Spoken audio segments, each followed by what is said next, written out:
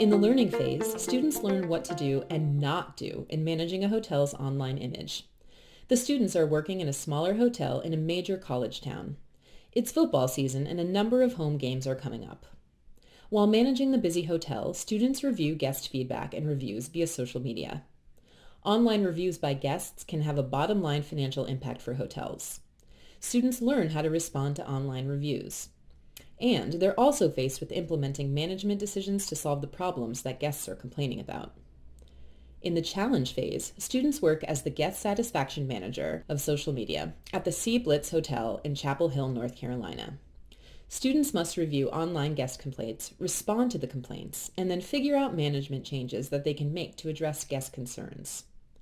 For professors using the full curriculum with written content chapters, the optional concept overview and quiz covers social media strategies for hotels, why social media, guest problems on social media, a call to action, the power of social media on guest service, and the electronic word of mouth.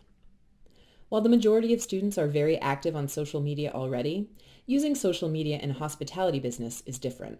With this sim, students learn invaluable lessons on addressing social media complaints to improve the hotel experience for all guests.